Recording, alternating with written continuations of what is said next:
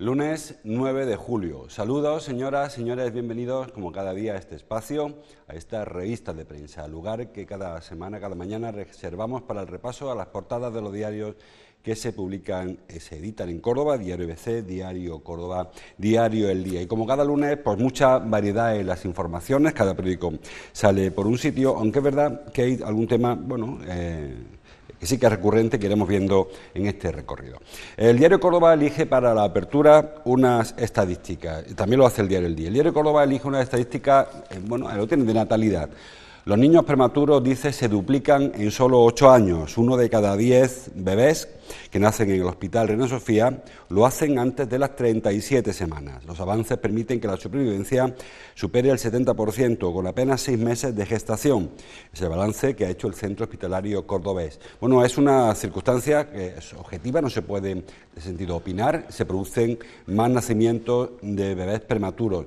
Quizás sí se pueda averiguar las causas para intentar corregirlo, porque lógicamente no es una situación la deseable. Lo deseable es que el embarazo dure los 9 meses que tiene que durar y no, como se hace cada vez más frecuente, que nazcan niños con 7 meses, incluso antes de 7 meses, como vimos hace unos días con los hijos de Irene Montero y Pablo Iglesias, que han nacido a los 6 meses de gestación. ¿Por qué se producen cada vez más embarazos prematuros? Bueno, parece que uno de los factores, porque factores hay muchos que explican por qué un embarazo se interrumpe antes de tiempo o se produce el alumbramiento antes de tiempo. Digo que hay muchos factores, desde la obesidad al poco peso, la ingesta de alcohol, en fin, hay muchos factores. El único que quizá sí que es un factor que ha variado los últimos años, los últimos 8 años, ha sido la de la edad de la mujer gestante, de la mujer embarazada. Las mujeres cada vez aguardan más a tener su primer hijo, y eso hace que se conviertan muchos embarazos en embarazos de riesgo, que al final, pues como dice esa estadística, pues derivan en un alumbramiento antes de fecha. Son alumbramientos de antes de 37 semanas que se consideran partos prematuros. Esto, como ya sospechan, tiene unos riesgos importantes, sobre todo para los pequeños, también para la madre, pero sobre todo para los pequeños, que tienen que pasarse un periodo de tiempo en atención, en una incubadora, siendo atendidos por personal sanitario hasta que consiguen garantizar su viabilidad.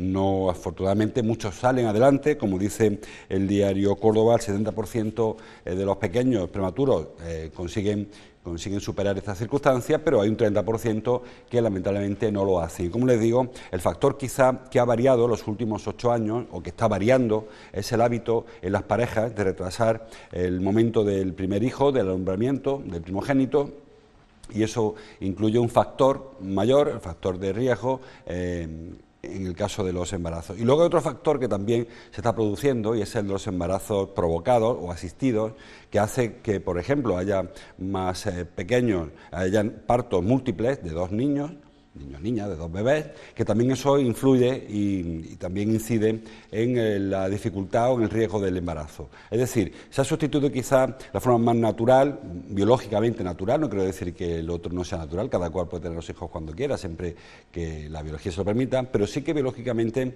el ser humano está concebido, diseñado, para tener los hijos a partir de los 16, 17 años. La cultura nos ha hecho ir extendiendo esa edad, retrasando esa edad, y ahora es muy frecuente encontrar parejas que tienen hijos con edades muy avanzadas o más avanzadas, casi cuando se está concluyendo la edad fértil de la mujer, y eso hace que los embarazos se compliquen en algunos casos y se provoquen desde embarazos múltiples cuando son embarazos asistidos o partos prematuros cuando hay factores que inciden especialmente. Repito que el resto de factores que hace Diario Córdoba lo hace María José Raya, un análisis concienzudo según datos que aporta el hospital de cuáles son factores de riesgo, pues prácticamente cualquier circunstancia que no sea la natural, la normal, pues influye, desde una hipertensión, diabetes, cardiopatías, todo eso influye, pero claro, ese factor no ha variado los últimos 8 o 10 años.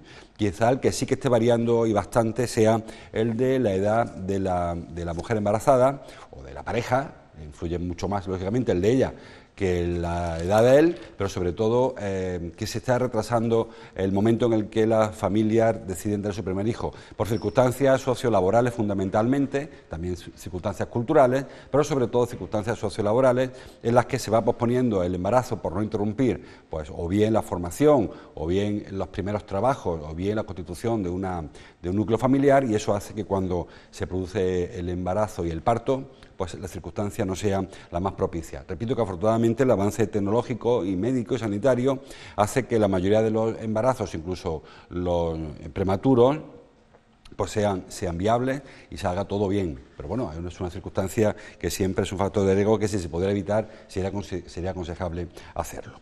El diario El Día sale con otra estadística. Hablamos los lunes, saben que es muy frecuente este asunto, y habla el diario El Día de vehículos. Las ventas de vehículos, dice, crecen un 18% durante el primer semestre. Yo creo recordar que este dato ya lo abordamos la semana pasada. Algún avance habría, porque este dato creo recordar que ya hablamos de él. Córdoba lidera el mercado, dice el diario El Día, en Andalucía, y registra desde enero 6.437 matriculaciones. Los particulares son los que más se deciden a cambiar de automóvil, un 73%. Se refiere a Córdoba lidera en números porcentuales, porque en números absolutos, y les digo que yo creo que esta información la dimos la semana pasada, estaba Sevilla y Málaga por encima de Córdoba, números totales de matriculaciones.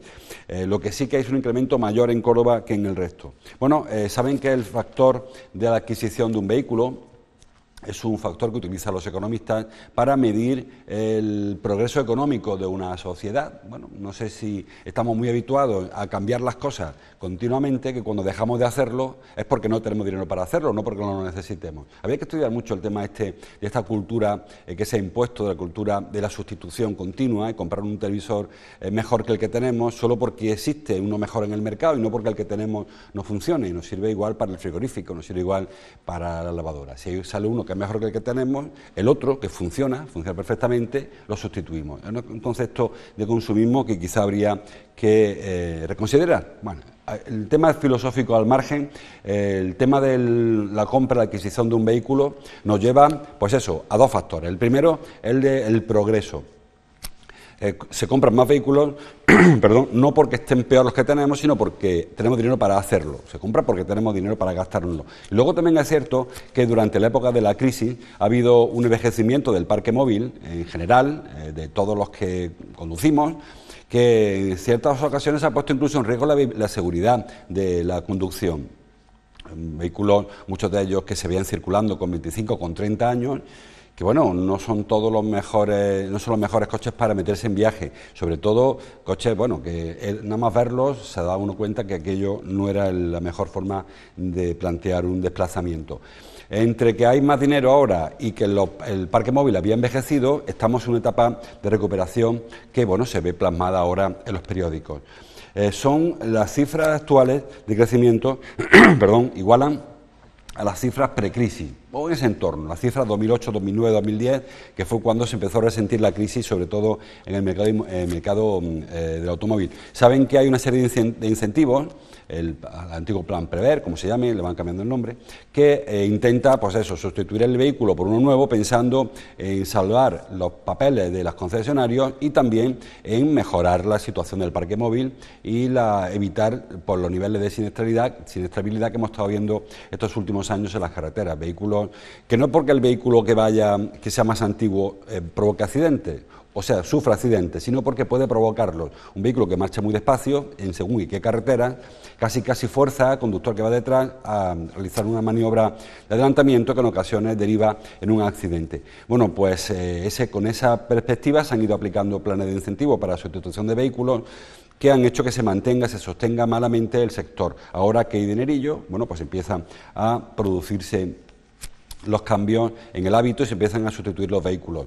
Siempre que hablamos de cifras, de datos económicos, yo creo que falta cruzarlas. ¿Por qué digo esto? Porque al mismo tiempo que Córdoba aparece como la provincia andaluza donde más crece la venta de vehículos, la matriculación, no sé qué dato es el que estamos, pero bueno, es un dato que es parejo, lógicamente.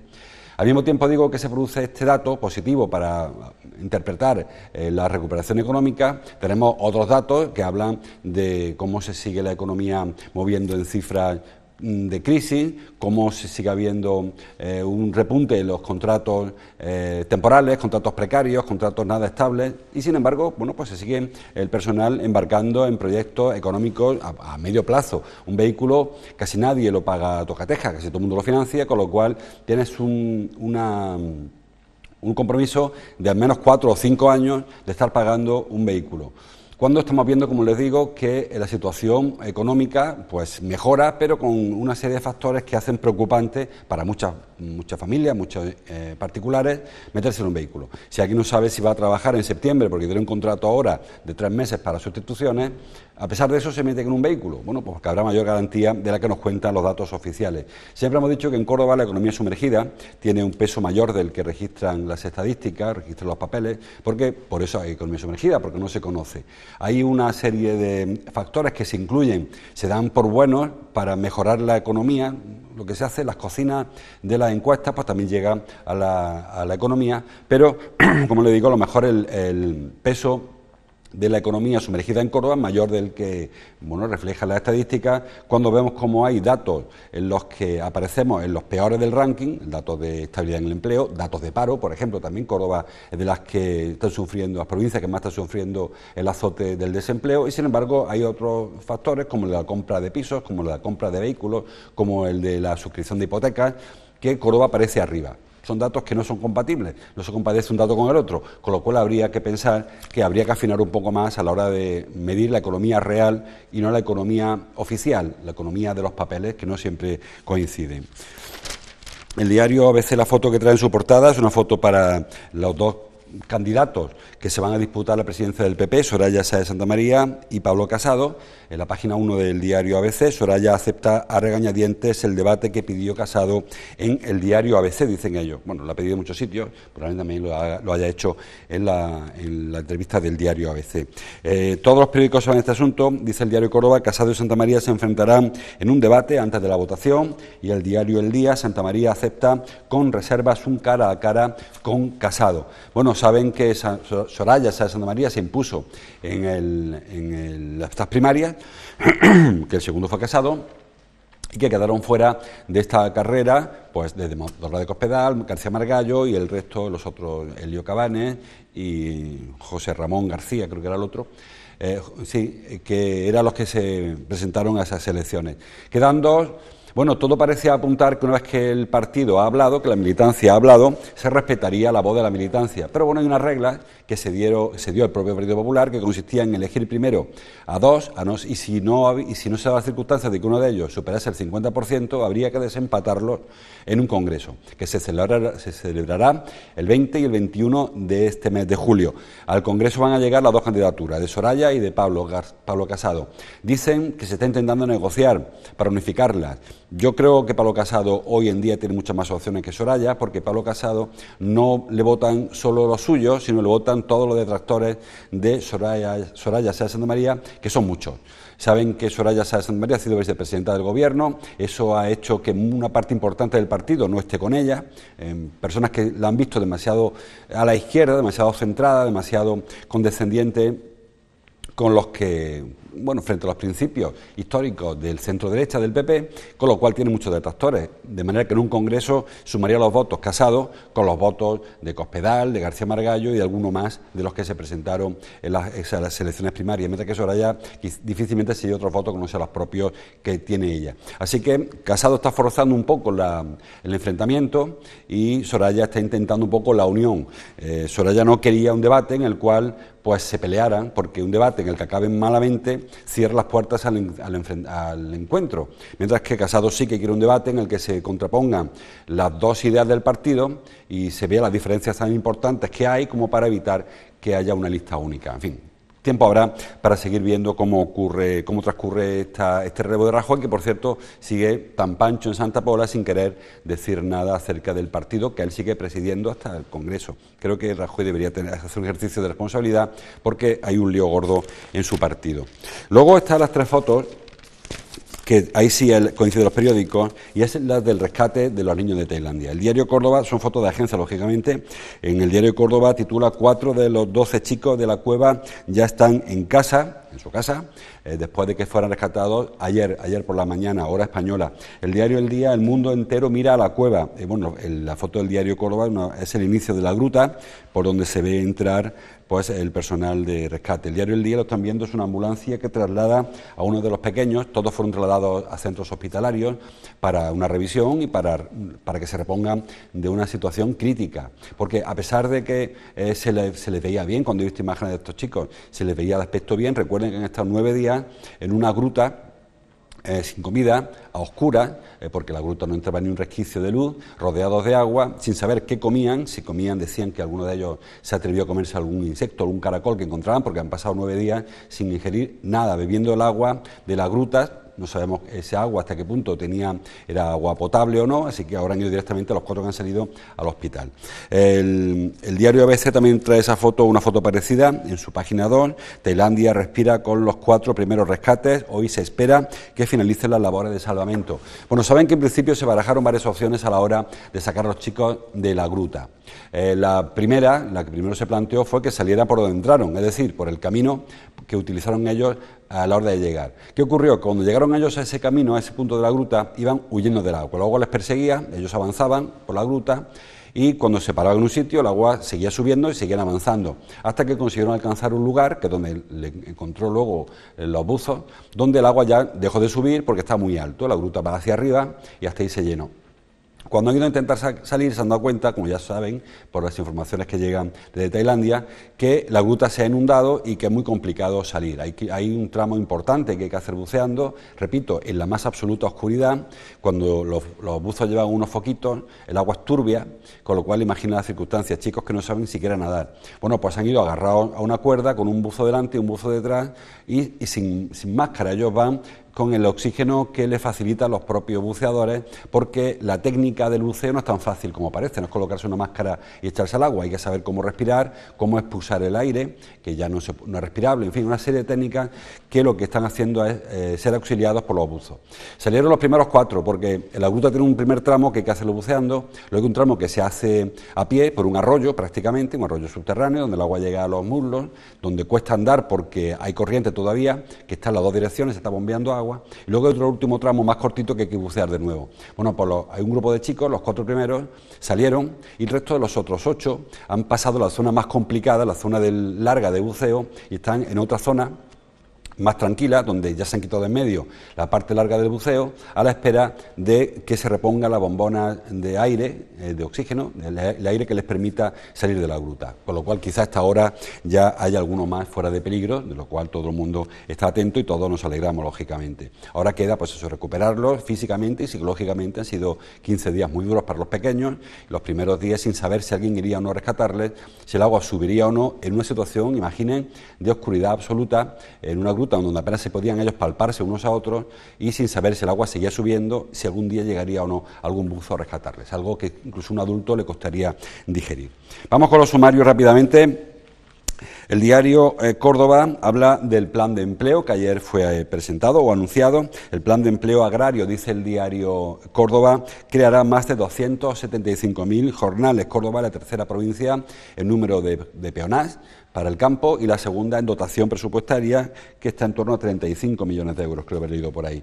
Bueno, es una buena noticia para el campo, una vez que Córdoba sigue siendo una provincia que vive sobre todo la provincia del término rural y la capital sobre todo del sector servicios, en concreto de hostelería. Dependemos mucho del campo y hace falta que se incentive pues esa situación con ayuda, porque el campo de por sí no da trabajo. Ahora se ha acabado el ajo, creo, empieza el melón, la uva, por ahí también hay algún dato, he leído antes, este año se retrasa algo, no sé dónde lo he leído. Pero en un periódico aparece que se retrasa, así, el diario ABC, dice que la vendimia, que este año empieza más tarde, crecerá un 20%. El año pasado empezó, si mal no recuerdo, el día 8 o 10 de agosto. Este año, o sea, el año pasado empezó a finales de julio, este año se retrasa al 8 o 10 de agosto. Bueno, ha habido otras circunstancias meteorológicas. Como siempre digo, no tiene mucho sentido que en el siglo XXI la economía, los concesionarios de vehículos, la venta de pisos, siga dependiendo de que haga más o menos sol, de que llueva más o llueva menos, porque las economías dependen de esas circunstancias, tanto para las terrazas de los bares como para las cosechas del campo, para el melón, para el ajo y para la uva. No tiene mucho sentido, parece que una economía debería estar sustentada en empleo estable, en empleo del 1 de enero al 31 de diciembre y no dependiendo del sol. Bueno, pues el Profea, lo que era antiguamente el PER, viene un poco a corregir ese asunto y a garantizar, a partir de unas peonadas mínimas, a garantizar un subsidio agrario que permite a la familia, pues eso, realizar planes económicos a medio plazo. No se hacen ricos, hay mucha mitología mucha leyenda acerca del Profea. Son sueldos bajitos, que permiten básicamente subsistir. Es cierto que hay familias en las que hay 3 o 4 perceptores del subsidio, porque hay hijos mayores de edad, con 18, 19 años, que ya están también dando peonas, y entre el salario del padre, la madre y un par de hijos, pues sí que pueden llegar a un sueldo decente. Pero bueno, es un trabajo complicado, y del campo, no creo que a nadie le apeteciera que salga de él e ir a coger aceitunas a las 5 de la mañana en noviembre, ni ahora tampoco parece que sea lo más agradable ir a sacar el melón de la cosecha, de la huerta. O sea que es un trabajo fatigoso, un trabajo penoso, que no está tan bien pagado, a pesar de que buena parte del año tengan ese subsidio, porque sin ese subsidio la cifra de paro se incrementaría y esta recuperación económica se frustraría probablemente. Más cosas. Dice el diario El Día, hablando de ayuda, que la UCO, la Universidad de Córdoba, rechaza más de 1/3 de las solicitudes de becas solidarias. Bueno, son becas que complementan las becas del Ministerio de Educación. La Junta de Andalucía complementa con sus propios recursos las becas que ya presta el Ministerio. ¿Por qué se rechazan ese número de becas? Fundamentalmente porque hay unos requisitos, unas exigencias en materia de rendimiento educativo, el rendimiento en el currículum, que no se alcanzan. Por ejemplo, para las carreras técnicas se obliga a sacar, creo que es el 70% de los créditos matriculados. Si te quedas con una asignatura aprobada de menos, pues no te da derecho a esa beca, que es una beca complementaria, como les digo. O las carreras de letras, que aprobar todo, me parece. Suspender alguna, pues tampoco. Hay alumnos y alumnas que piden su beca antes de conocer las notas, que cuando llega la nota, pues no tienen derecho a esa beca. En principio, hay que decir que el sistema de ayudas a los estudios se ha ido mejorando en los últimos años, aún así aún no llega al nivel que había al principio, antes de la crisis de 2008, pero poco a poco, afortunadamente hay menos estudiantes que no pueden hacerlo a consecuencia de la falta de recursos, aunque aún así yo sigo pensando que las becas se debían concederse más por el nivel, por el bolsillo, que por el currículum, porque no hay que ser el lumbrera, no tiene que tener nadie, no porque premiar solo al que tenga un 9 o un 8 o un 10, hay chicos que pueden sacar su carrera con un 5 o un 6 y no pueden hacerlo porque no le da para la beca de rendimiento y tampoco le da para la beca de exclusión. Se queda un poco en tierra de nadie, así que sería bueno quizás replantear ese sistema de becas. Por ahora, bueno, conformamos con lo que tenemos. Seguimos, el diario El Día trae una foto de un termómetro, algo que es muy habitual en estas fechas en Córdoba, porque estamos en una situación de alerta amarilla. Córdoba, dice el diario El Día, Córdoba entra en nivel amarillo por altas temperaturas. Hoy y mañana superaremos los 38 grados, que es la alerta amarilla. Saben que las alertas es una cuestión técnica solo, no es que vaya a hacer mucho calor ni poco calor, es que cuando la previsión meteorológica supera los 38 grados, entramos en alerta amarilla, cuando supera los 40 entramos en alerta naranja, y de ahí para adelante hasta la alerta roja. Este año todavía nos hemos quedado en alertas amarillas, así que quizá no haya que tentar mucho la suerte. Es más, el miércoles se retira cualquier alerta, o sea, hoy lunes, mañana martes, alerta amarilla, mañana el miércoles, pasado mañana, ya no habrá ninguna alerta, parece que van a bajar de nuevo las temperaturas un poquito. Estamos en julio, o sea que tampoco la rebequita no habrá que sacarla todavía, pero sí que es cierto que el año pasado en esta fecha, recuerden, tenemos ya bastantes alertas naranjas y con perspectiva desazonadora. En este caso, parece que julio va a seguir transitando temperaturas suaves para lo que es Córdoba y aún sin ver los 40 grados prácticamente ningún termómetro oficial. En Montoro se superaron ayer unas décimas los 40 grados, pero en la capital aún no hemos llegado. Así que mejor dejarlo como está, no vaya a ser que la cosa vaya a peor. Terminando, el diario ABC titula "Ceco apremia al Ayuntamiento a afinar la gestión económica para dar soluciones". Bueno, Ceco sigue con un planteamiento, pues bastante firme y férreo, exigiendo al Ayuntamiento que haga su papel.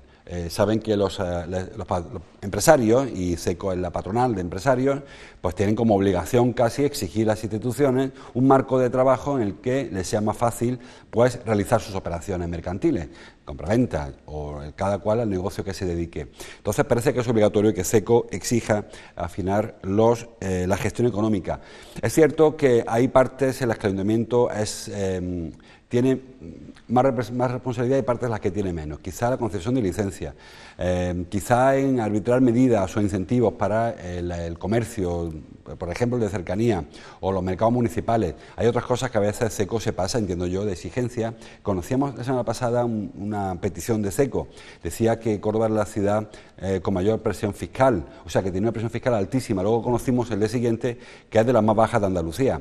Bueno, se puede pedir, por pedir no pasa nada. Lo que pasa es que ante el vicio de pedir está la virtud, como dice el otro, de no dar, sobre todo cuando parece que la situación no es la peor y que también cada cual tiene su papel y tiene su trabajo, y no siempre se puede satisfacer todas las demandas, porque igual que Ceco pide, pues pedirán, supongo yo, los colectivos, las asociaciones, los sindicatos, cada cual reclama en beneficio de sus intereses, algo que es perfectamente comprensible, exigible, y si no se hiciera así sería una negligencia por parte de cada uno de esos colectivos. Dice el diario ABC que los profesionales del Hospital de Pozoblanco alertan de la falta de personal, algo que es otra repetición. Creo que cada mes de junio, julio, vemos como los profesionales sanitarios en todos los ámbitos, en el Reina Sofía, en Pozoblanco, en las urgencias, en todos los hospitales reclaman por la falta de personal. Es cierto, lo decimos siempre, que aquí hay un tira y afloja. Los sindicatos reclaman, sindicatos y también los sindicatos médicos, reclaman más personal, mientras que la gerencia de los distintos hospitales pues vienen a decir que hay una merma en la asistencia, hay cada vez menos pacientes, la demanda asistencial, y eso posibilita que no se cubran todas las bajas porque tienen que pensar en el bolsillo. Yo creo que está un poquito de todo, un poquito de que se aprovecha que hay menos médicos que hay más médicos de baja para hablar de baja en la demanda asistencial, porque es verdad que hay muchos pacientes que dejan de ir al médico porque no hay médicos. También es verdad que las consultas o las intervenciones programadas no se programan o se desprograman durante el periodo vacacional, así que hay un poco de cada. Hay menos profesionales, hay quizá menor demanda asistencial y en general hay pues una merma en la calidad asistencial durante el verano. ¿Se podría subsanar? Pues seguro, con recursos económicos, con recursos humanos se podría mejorar la calidad, que fuera la misma en agosto que en febrero. La denuncia está ahí, la vemos continuamente y al final de año se hace balance, al final del ejercicio de las vacaciones, el SAS siempre insiste en que no ha pasado nada, los médicos insisten en que se han vivido situaciones críticas y caóticas sin personal. Si hubiera un repunte, como ocurrió el año pasado, con los golpes de calor, con las olas de calor, quizás sí que se dé circunstancias peligrosas, mientras tanto parece que es subsanable. El resto de información que aparece es deporte. Está la cultura, foto de Manuel Barrueco, un clásico del Festival de Guitarra. Dice el diario Córdoba, Barrueco muestra su maestría en el Festival de Guitarra y recuerda que nos queda Mike Stern con la Randy Berkett Band y David Russell, que son los grandes protagonistas de hoy. También David Russell, un clásico, un histórico del festival, no sé si se ha perdido alguna de las ediciones, pero sí que es un clásico, y quedan todavía algunos de los conciertos estrellas que están por venir, que es lo que más están despertando la expectación en Córdoba, fuera de Córdoba, porque por ejemplo el concierto de Kiss es un concierto que va a tener una afluencia masiva, no de cordobeses, sino en general. También las entradas son para que se lo piense un cordobés y solamente venga gente, cada cual que venga según se gaste dinero en lo que quiera o entienda que es lo oportuno. Y el fútbol, foto para Hierro, con cara compungida porque ha decidido el hombre dejar la selección. La verdad que tampoco tiene mucho donde elegir, porque el papelón de España no ha sido el más decente y creo que Hierro no debía quedarse, entiendo yo, es verdad que él tenía un cargo previo al seleccionador nacional, que era director deportivo, pero claro, este hombre ha dicho, mejor me quito de en medio porque para que me caiga otro chaparrón ya llevo una buena moja. Hierro, dice el diario Córdoba, deja de ser el seleccionador nacional y abandona también la federación. El diario El Día, igual, Hierro confirma su adiós a la selección y Rubiales anda a la caza de sus sustitutos. Se habla de Luis Enrique, se habla de Michel, se habla de Roberto Martínez, el técnico de Bélgica, que tan buen resultado está dando. En fin, se habla de mucha gente hasta que no llegue. Parece que a este Rubiales no le gusta mucho hacer las cosas que la gente quiere que haga, así que lo que quiera saber a quién fichará esta criatura. Y para terminar, foto para Francisco, que es el técnico nuestro, el técnico del Córdoba. Hoy vuelve el Córdoba a trabajar, han estado unos días de vacaciones, quedan 5 semanas para que comience la Liga y en este periodo se producirán primero, hoy, mañana y pasado, los reconocimientos médicos en San Juan de Dios. Tendrá noticias en CCFTV, también en PTV, de estos reconocimientos médicos, pero solamente hay 17 jugadores. Dice el diario El Día que el Córdoba vuelve al trabajo con tareas pendientes y solo 17 profesionales. El ABC es lo que le decía El Día. El ABC también habla en ese sentido con foto para Francisco y el Córdoba lo hace dentro. Como le digo, hay un partido previsto ya contra el Celta, creo, en Portugal. El Córdoba se marcha el jueves a Los Ángeles de San Rafael, a Segovia, luego parece que se va a Portugal, al norte de Portugal. Hay un partido cerrado con el Celta, otro con el, no sé si es con el León o con un equipo de allí de la zona aquella, y luego todo pendiente de resolver. Quería Francisco 6-7 partidos, tiene cerrados 2, pero es verdad que no tiene ni jugadores, todo cerrado, así que habrá que ir despacito con este Córdoba que empezó muy fuerte y que se ha ido un poco desinflando a la espera de que se cierren todos los flecos.